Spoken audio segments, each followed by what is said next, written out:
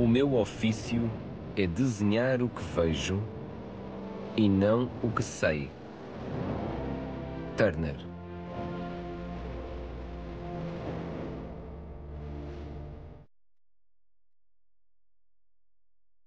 Disse-se das suas paisagens que eram imagens do nada, mas muito fiéis à vida.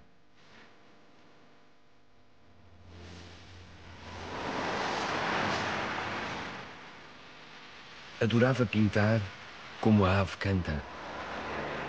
Monet.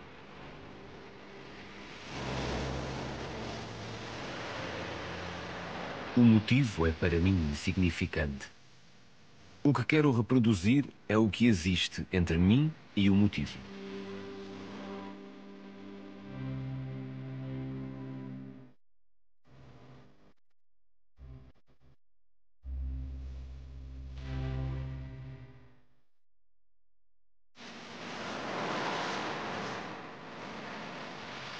Turner, Whistler, durante um certo período da sua vida, e Monet tentaram cada um deles traduzir o efêmero, o impalpável, a luz, o céu, as brumas e, sobretudo, os reflexos da água.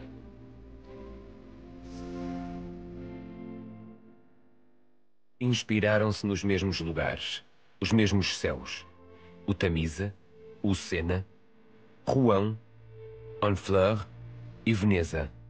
E a flor da água fascinou-os a luz que ela irradia. Turner, o pioneiro, nascido em 1775, fará um salto de 3 séculos numa só vida. Quase que abre uma via para a abstração, através da sua faculdade de pintar o vazio, o sublime.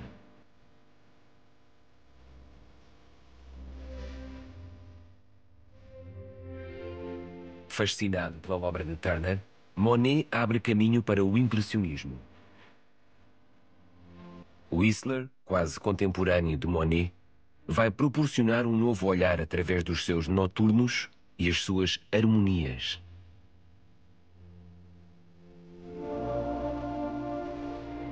Cada um na sua identidade, na sua técnica pessoal, abre perspectivas surpreendentes. Turner nasceu em Londres em 1775. De origem modesta, o pai era barbeiro. Revela muito novo um grande talento para o desenho e a partir dos 15 anos trabalha com um arquiteto. Aos 17, ganha com um desenho um prémio da Real Academia das Artes e começa a expor as suas pinturas.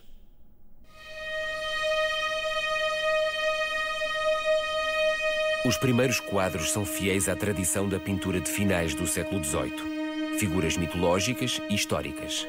Mas Turner vai exprimir a sua obra em 2 direções opostas, do finito ao indefinido. Por um lado, vai revelar um talento deslumbrante para reproduzir com precisão infinita arquiteturas complexas, cenas históricas e mitológicas, o que muito agrada aos contemporâneos e ao crítico Ruskin. Por outro lado, através do estudo dos céus, dos oceanos e da luz, ele liberta-se das contingências da sua época.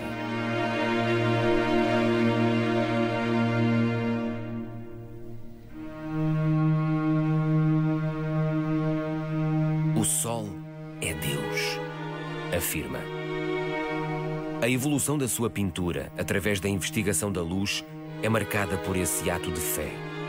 Turner foi o pintor da luz.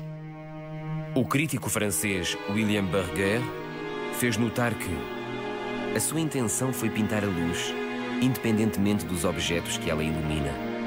O pintor não se contenta com a observação da luz natural. Visionário, ele transforma.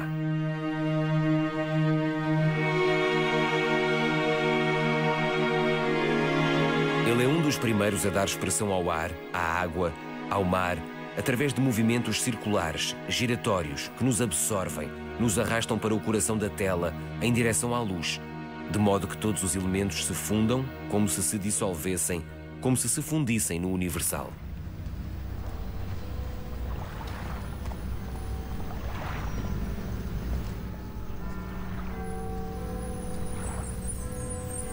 Em 1834, um incêndio arrasa o Parlamento. Turner apanha um dos inúmeros barcos que percorrem o rio por essa ocasião e pinta 9 aguarelas. Um dos quadros foi pintado diretamente na parede da sala de exposições, 2 dias antes da inauguração da sua. Era sua prática corrente.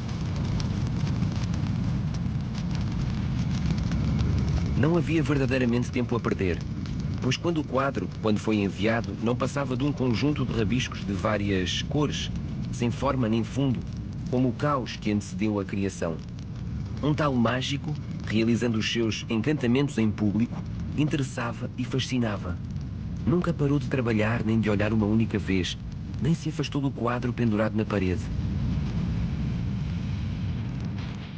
Uma caixinha com as tintas, um número ínfimo de pincelinhos e 1 ou 2 frasquinhos aos pés, muito mal colocados. Mas a sua baixa estatura permitia-lhe pegar muito depressa, baixando-se em tudo quanto quisesse. Depressa a obra ficou pronta. Turner reuniu todo o material, voltou a colocá-lo na caixinha e fechou-a. Com o rosto sempre virado para a parede, sem se desviar, saiu andando de lado e sem dizer uma palavra a quem quer que fosse.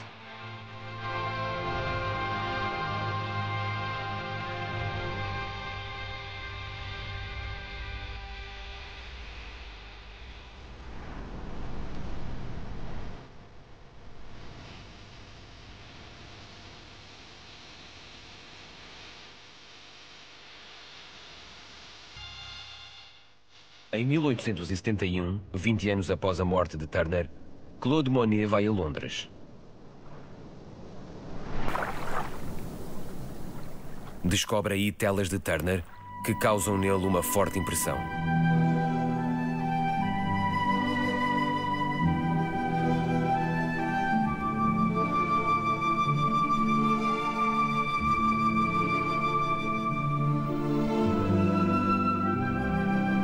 Pinta alguns quadros.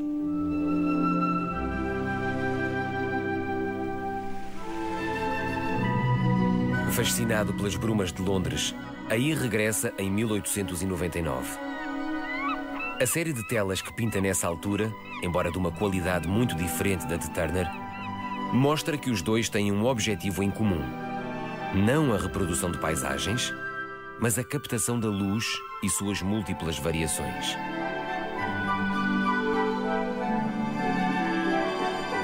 Adoro Londres.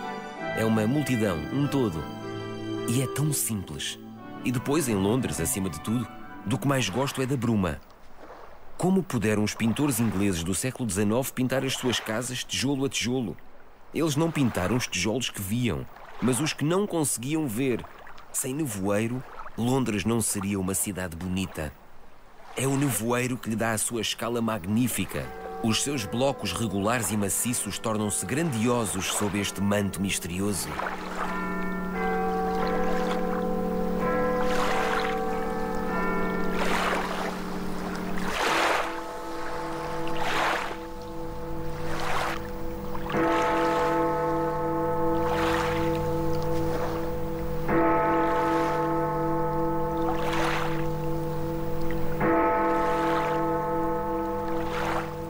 As vistas do Tamisa, de Monet, aproximam-se dos noturnos, de Whistler. Contêm a musicalidade de um cambiante que facilmente se transporia do olho para o ouvido. E, por fim, ele vincula-se ao último desejo do glorioso Turner, a que Monet, o Turner francês, veio prestar homenagem.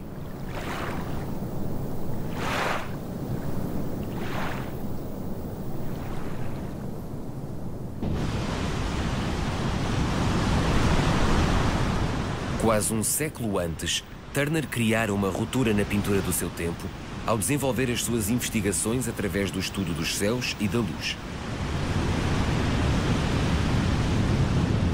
Mar e tempestades foram 2 temas da sua predileção. Quer pôr nas telas a percepção do movimento.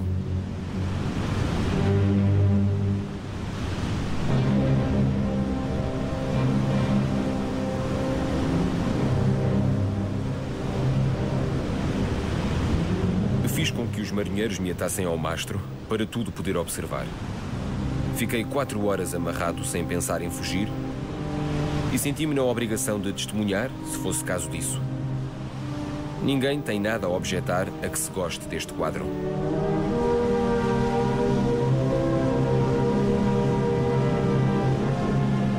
Turner picou-se com um crítico que disse que a sua obra era uma massa de água cheia de espuma de sabão e leite quente. E ouviram-no resmungar. Espuma de sabão e leite quente? O que é que ele queria? Como representará ele o mar? Gostava bem de ver.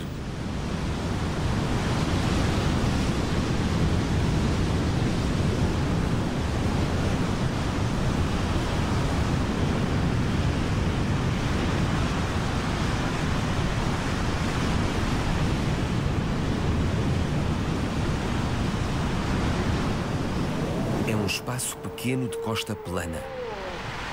Um naviozinho afundou-se na noite. Todos os marinheiros pereceram. Só um cão chegou à terra. Ele uiva e treme de frio. O cão a uivar, por causa da morte do dono afogado, é de certo uma das representações mais pungentes do desespero. Husky.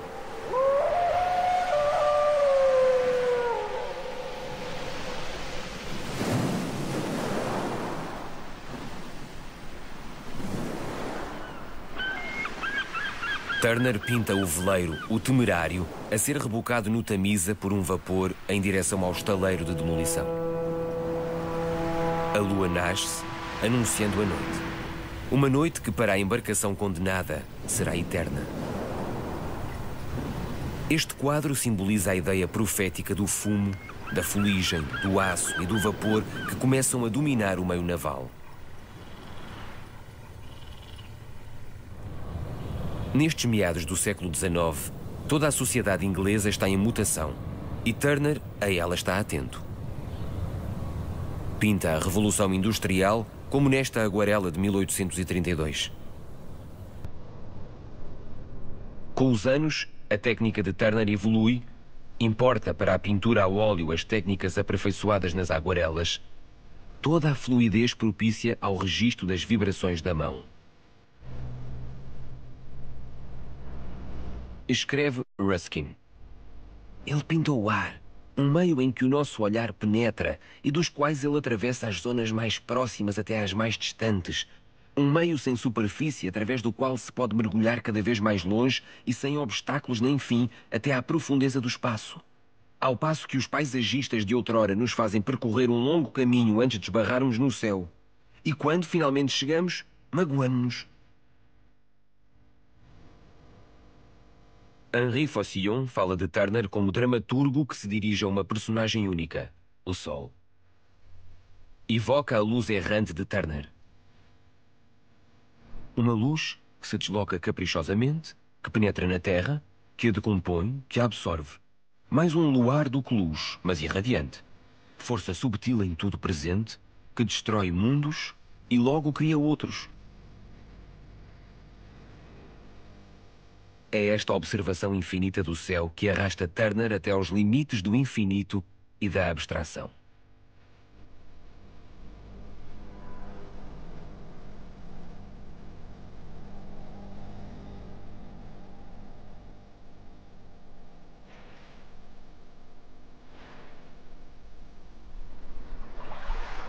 Algumas telas de Turner anunciam o trabalho e as pesquisas de outros pintores, nomeadamente Whistler, que pinta as suas harmonias e os seus noturnos à flor da água.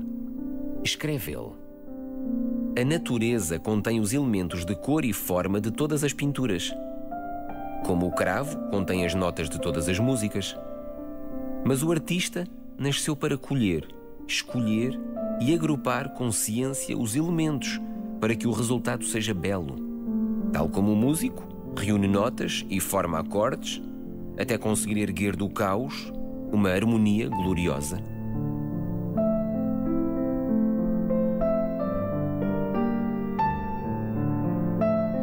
Nascido nos Estados Unidos em 1835, 5 anos antes de Monet, Whistler tinha uma personalidade forte de que recorria à ironia para defender com vigor a sua concepção da nova pintura. Pintando em Inglaterra, França e Itália, tornar-se-á amigo de Fontaine-Latour, de Mallarmé e Oscar Wilde. Os seus estudos da cor nestas paisagens marinhas juntam-se aos de Turner e Monet.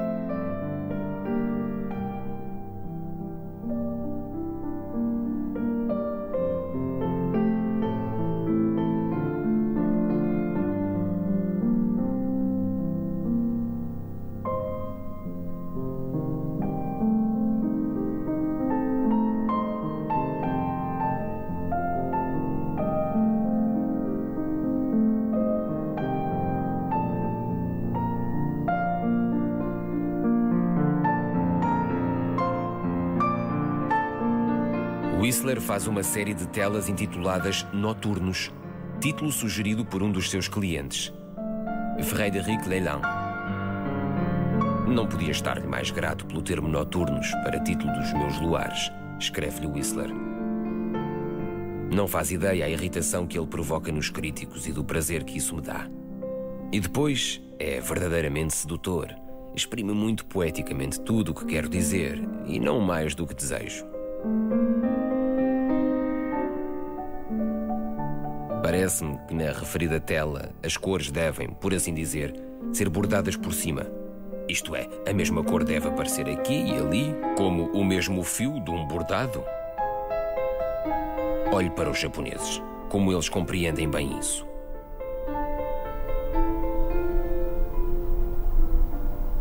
Em 1878, Ruskin, crítico conhecido, ardente defensor de Turner, ataca violentamente a obra de Whistler. Vi e ouvi até agora muitos exemplos de impudência cockney, mas jamais tinha ouvido um canalha exigir 200 guinéus para atirar um pote de tinta à cara do público. O pote de tinta era o quadro Noturnos a Negro e Ouro, ou A Queda do Foguete Luminoso. A agressão verbal foi mesquinha e estúpida. Whistler levou-o a tribunal.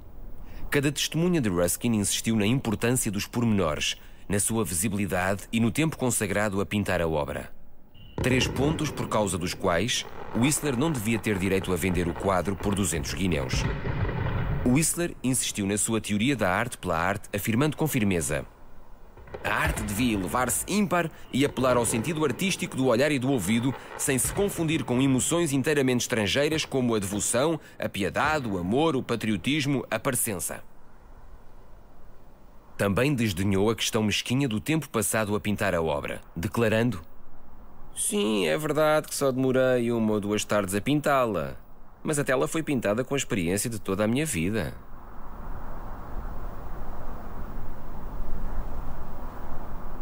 Diante do quadro Noturno a Azul e Ouro, a velha ponte de Battersea, o advogado de Ruskin, perguntou a Whistler com os risos do público em fundo: em que ponto do quadro se situa a ponte? Confirma que se trata de uma representação correta da ponte de Battersea? Ao que o pintor respondeu calmamente: não quis pintar o retrato da ponte, mas uma cena de luar. O que o quadro representa depende de quem o vê. Para algumas pessoas, pode representar o que eu queria. Para outras, nada. Whistler ganha o processo, mas teve de pagar custas tão avultadas que se arruinou. A encomenda de um quadro leva-o a Veneza, onde se instala durante 1 ano. Antes de Whistler, Turner também tinha sido alvo de críticas cáusticas. Pintura fantasista, infantil, absurda de tão farsante, esborratada de tinta. Por isso, neste quadro, censura-se a Turner a utilização do preto nas velas do navio. Tê-la-ias pintado ainda mais carregadas se tivesse descoberto uma cor que o permitisse, replicou o pintor. Tal reação mostra bem que ele mantinha o seu rumo sem ligar a juízos, sempre à caça de brumas, de vapor, de movimentos, de velocidade e do imperceptível.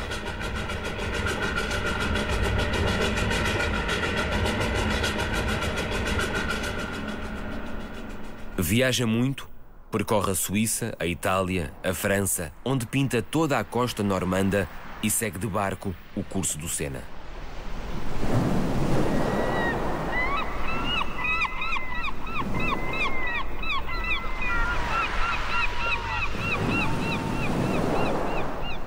Também Monet pintará os mesmos locais pelos mesmos motivos. Quero o impossível. Os outros pintam uma ponte, uma casa, um barco. Eu quero pintar o ar em que estão a ponte, a casa, o barco. A beleza do ar que os envolve. Coisa que é tão somente o impossível.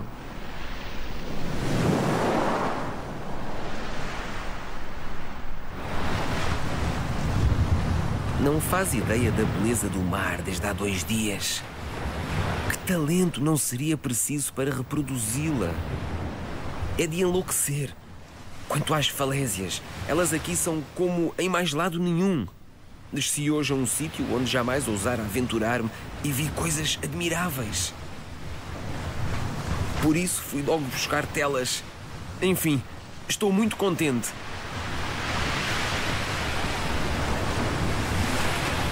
Seguia a miúdo Monet quando ele procurava novas impressões. Conta Maupassant.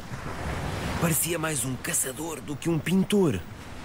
Seguia-o sempre um bando de crianças que carregavam 5 a 6 telas representando o mesmo motivo, mas a horas diferentes do dia. Aguardava diante do seu motivo, à espera do sol e das sombras que queria e capturava, só com alguns toques, o raio luminoso ou a nuvem que passasse. Viu um dia captar um cintilante feixe luminoso que incidiu sobre as falésias e fixá-lo num dilúvio de tons amarelos, conferindo-lhe uma exatidão espantosa. A expressão efêmera daquele clarão inconcebível e ofuscante. Noutra ocasião, captou uma chuva diluviana que se abateu sobre o mar, projetou a respectiva cor na tela e foi efetivamente chuva o que pintou dessa maneira.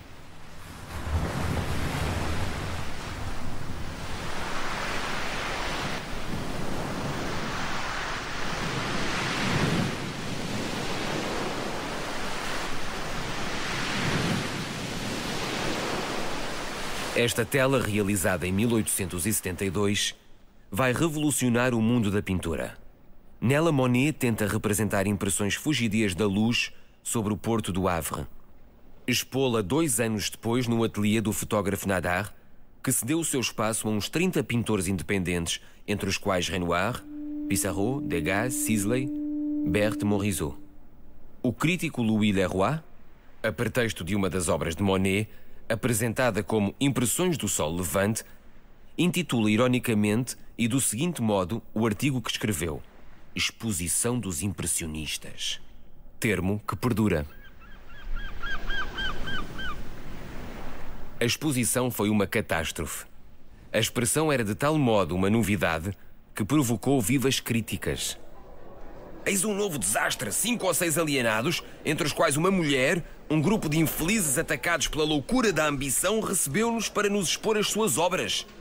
Os pretensos artistas intitulam-se impressionistas. Pegam em telas, cores e pincéis e atiram ao acaso alguns tons, arriscando tudo. Espetáculo horroroso de vaidade humana, desvairado e a roçar a demência. Albert Wolff, no Figaro. O impressionismo, cuja existência transformou a natureza num campo de visão pessoal e sensível, livre de todo o formalismo, mudando consoante o observador, fez da pintura um domínio ideal da liberdade.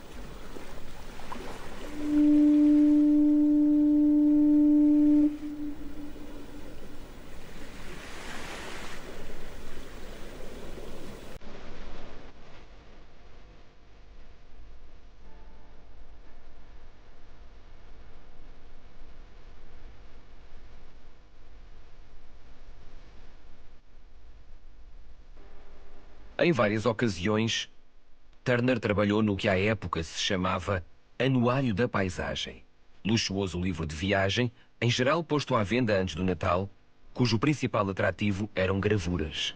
É para um livro que descreve todo o curso do Sena que Turner pinta numerosas aguarelas ao subir o rio.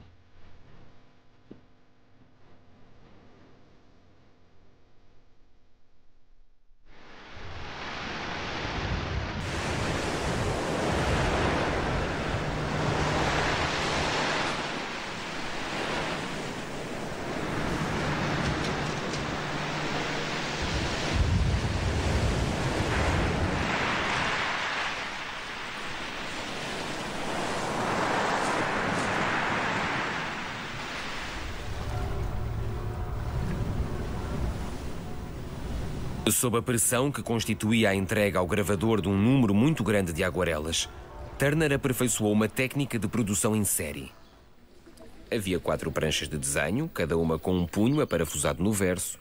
Depois de desenhar o tema com um traço fluido e rápido, Turner segurava a prancha pelo punho e mergulhava o desenho todo num balde a seu lado. Depois, rapidamente fazia uma aguada com os principais tons que queria, sobrepondo tinta sobre tinta, até esta etapa da obra estar concluída. Deixando o desenho a secar, pegava noutra prancha e repetia a operação.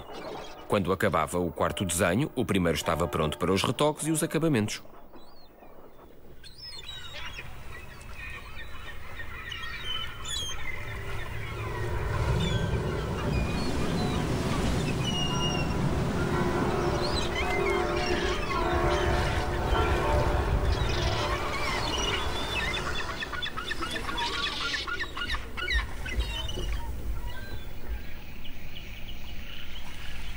Não é uma visão fotográfica o que interessa a Monet ou a Turner. Ritchie, colaborador de Turner no livro de gravuras do Senna, testemunha a liberdade assumida pelo pintor como realidade genuína. Surpreendi-me a miúde ao descobrir a imagem convincente que ele dava de um lugar com apenas um só pormenor correto. Esses exageros, quando lhe convinha exagerar para alcançar os seus objetivos, eram maravilhosos. Por exemplo, elevava 1 ou 2 andares a torre de uma igreja ou o telhado degradado de uma igreja de aldeia. Quando regressei a Londres, nunca perdi uma oportunidade de me meter com ele sobre esse assunto. Levava os meus comentários a bem, por vezes até com grande alegria.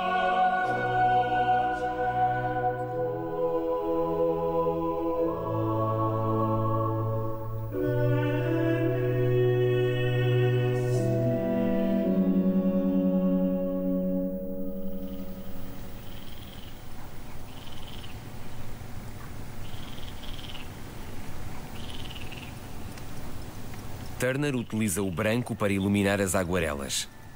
Esta nova técnica foi batizada branco de pintor.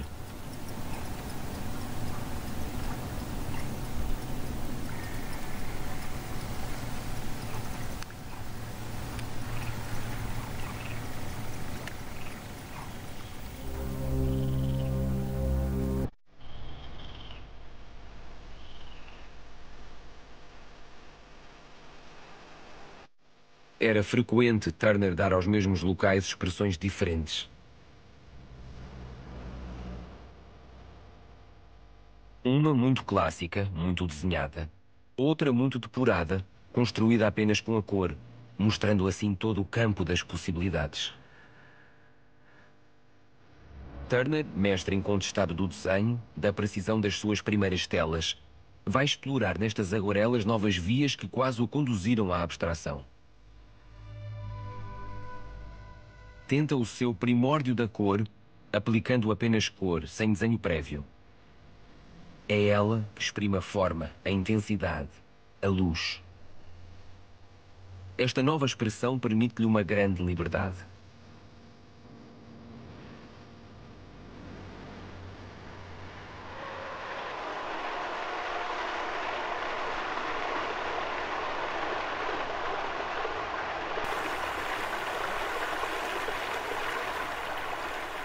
Ao longo de todo o Senna, Turner dá expressão às brumas, à água, aos reflexos variáveis. Ao chegar a Rouen, fica deslumbrado pela beleza da catedral, revelando a luz da sua pedra quase branca.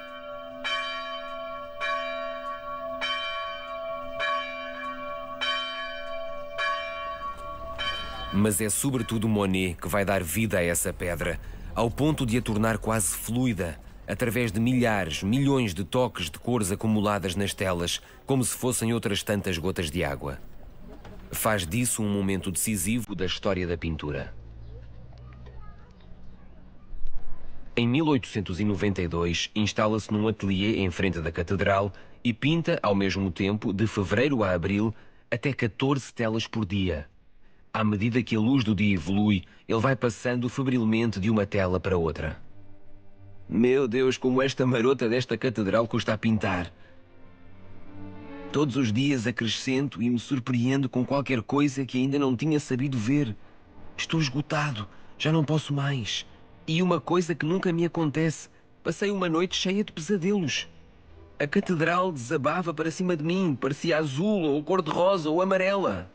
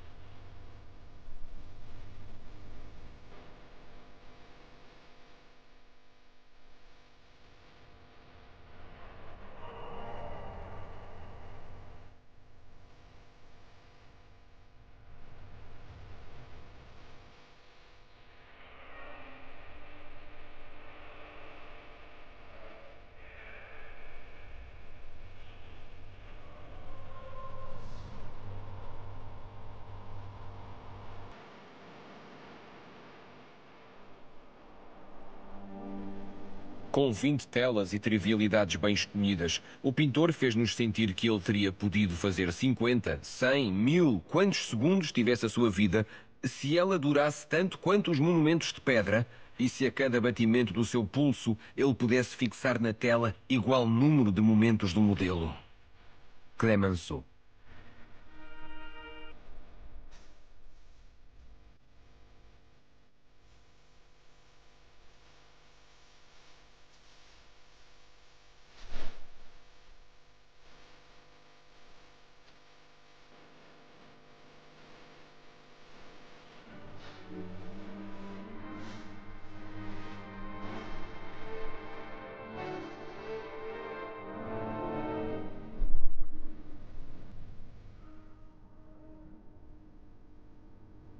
Ao vermos de perto estas catedrais de Monet, parece-nos que ela é feita de não sei que argamassa multicolor rebocada na tela num acesso de fúria. Como podia o artista, a poucos centímetros da tela, dar-se conta de um efeito simultaneamente preciso e subtil, impossível de apreciar a não ser recuando? É o mistério desconcertante da sua retina.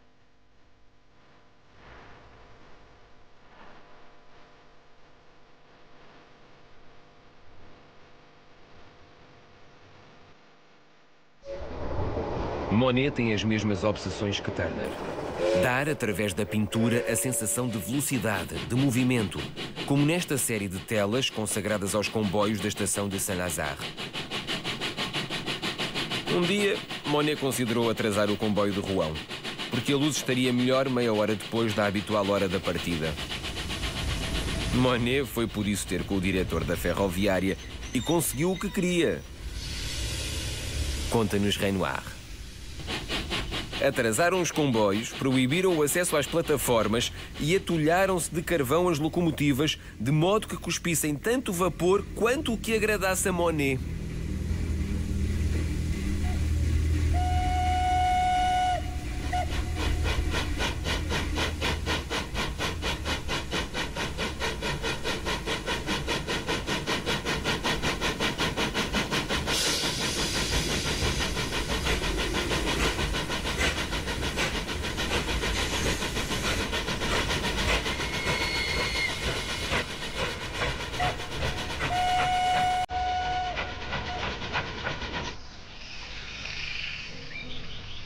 Levei muito tempo a compreender os meus nenúfares. Tinha-os plantado pelo prazer de o fazer. Cultivava-os sem pensar em pintá-los. E depois, de repente, tive a revelação do encanto do meu lago. Peguei na palete. Depois, não quis saber de outro modelo. Monet.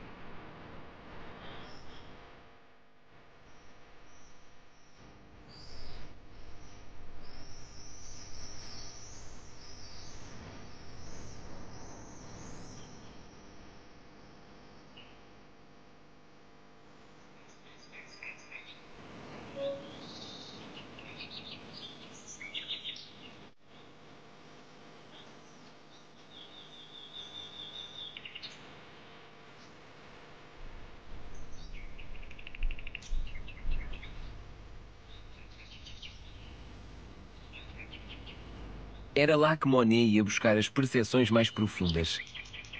Durante horas punha-se diante dos nenúfares, sem movimentos, sem voz, no seu cadeirão, procurando com o olhar, tentando ler nos reflexos o subjacente às coisas iluminadas à passagem da luz, luares imperceptíveis de onde os mistérios se escoavam.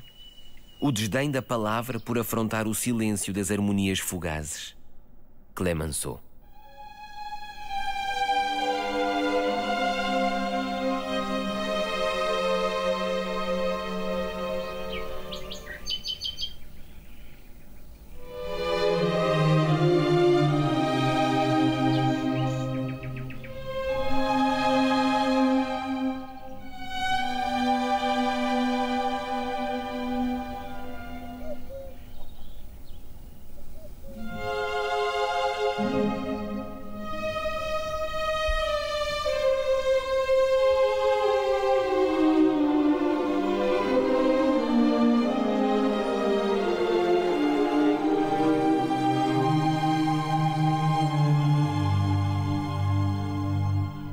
Os efeitos, aliás, variam incessantemente, não apenas de uma estação para outra, mas de um minuto ao seguinte. Pois estas flores aquáticas estão longe de ser todo o espetáculo. Elas não passam, para dizer a verdade, do acompanhamento. O essencial do motivo é o espelho de água cujo aspecto se modifica a cada instante, graças às secções do céu nele refletidas, e que espalham vida e movimento. Claude Monet.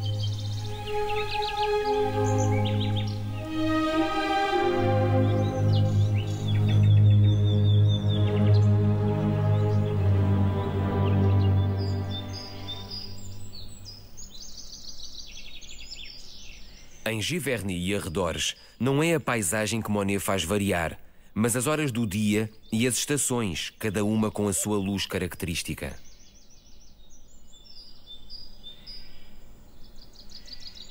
Ninguém melhor do que Monet soube traduzir o tempo que passa, que se escapa, ou tentar arrancar a cada instante as impressões breves da luz, através de notas de cores atiradas aos milhares para as telas.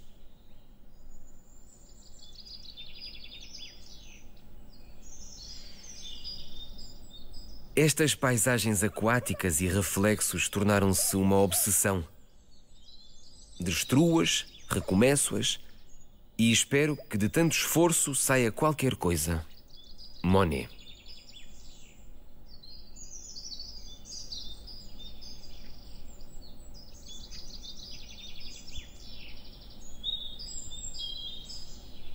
O lugar em que os reflexos inspiraram quase todos os artistas é de certo Veneza. Turner, Whistler e Monet, tal como muitos outros pintores inspirados pelos reflexos da laguna, passaram tempo em Veneza e aí criaram inúmeras obras, óleos, aguarelas, desenhos a carvão, guaches. Turner esteve lá 3 vezes entre 1819 e 1840. Whistler passou lá 1 ano em 1880 e Monet esteve lá muito tempo em 1908.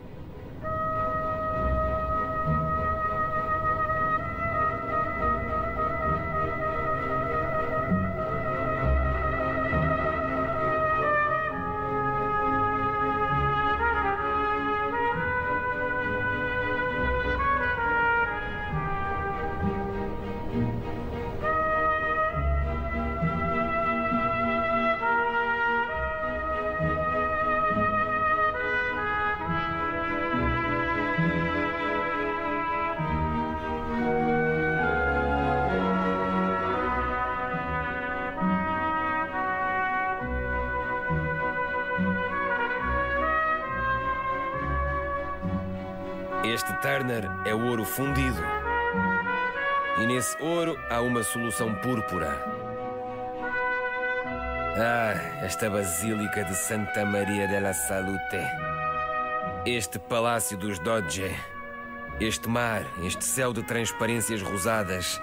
Tudo o que se vê numa apoteose na cor de uma pedra preciosa. Para mim é um quadro que parece feito por um Rembrandt nascido na Índia. Edmond de Goncourt.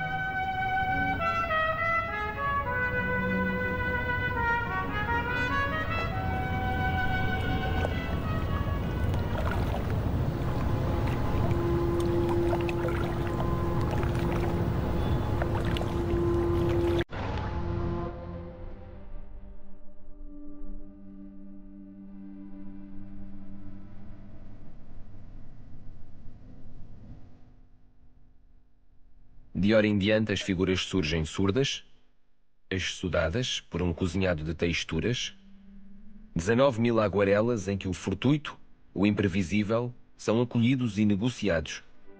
Ele nunca perde um acidente.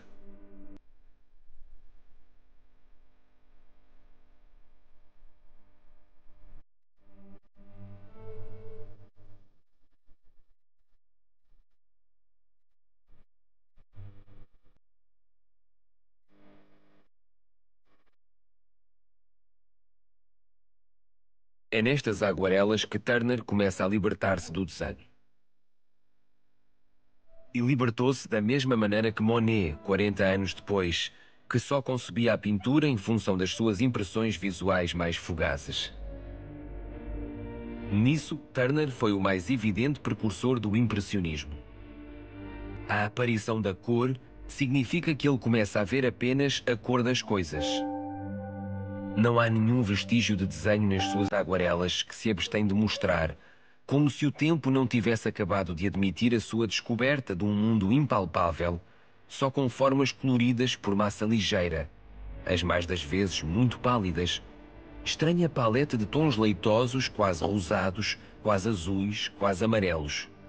Lagos, baías, rios, margens, castelos, evocações imprecisas nestas paisagens misteriosas surgem através de um sonho deslumbrado em que todas as coisas se transformam num vapor luminoso, em transparência imponderável, como que prestes a extinguir-se, a desaparecer.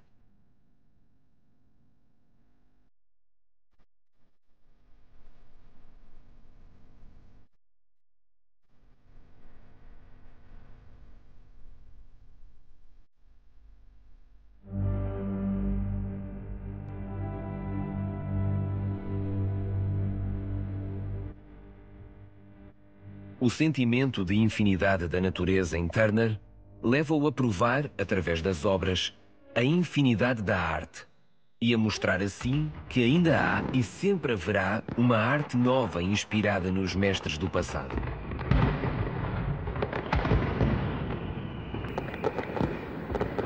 Parecia-me que Turner devia ser a passagem da tradição para o impressionismo. Descobri, de facto, uma grande parecença de construção pela cor entre as aguarelas de Turner e a dos quadros de Claude Monet. Matisse.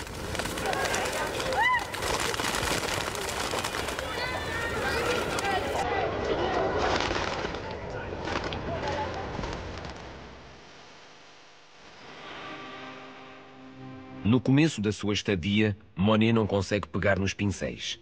As visitas aos museus, o peso de todos os pintores que celebraram este lugar, bloqueiam-lhe a inspiração e a vontade. Depois, bruscamente, liberta-se e começa a trabalhar.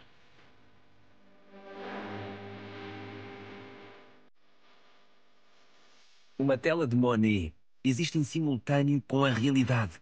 Uma realidade vista por Monet e que nos mostra uma beleza de uma essência antes dele nunca vista e que ele fixou para sempre. Claude Monet deu do mundo que contemplou imagens maravilhosas. As horas que fixou eram efêmeras, mas têm a beleza encantada da vida desaparecida.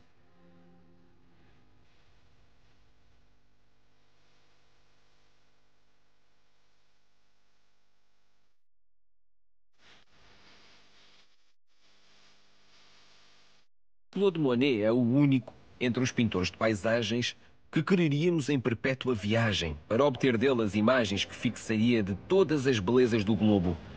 Porque ele não é um pintor do objeto, mas um pintor da luz. Mostra as coisas no espaço, além de toda a definição acidental. Só representa a substância e a atmosfera luminosa que as vivifica. Gustave Geffroy.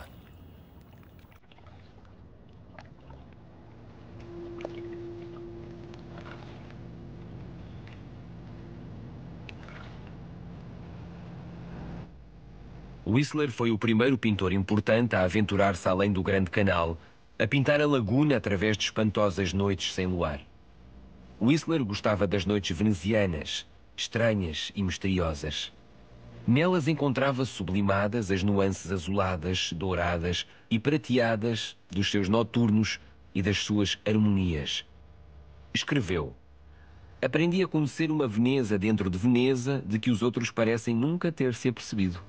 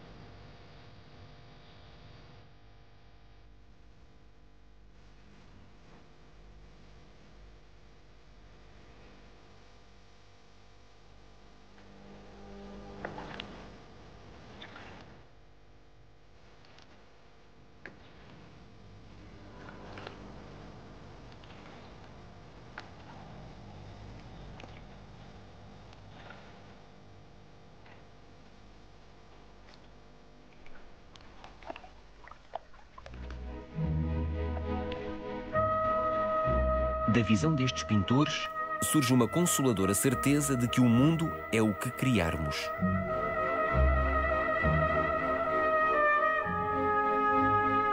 Estes artistas deram expressão a brumas, ao ar, à água, à luz, ao movimento, ao efêmero. É essa representação impossível do instante que vai levá-los a fraturar o tempo e a fazer o nosso olhar evoluir. E a representação dos elementos abre assim caminhos novos rumo ao impressionismo, ao abstrato e outras vias ainda por explorar.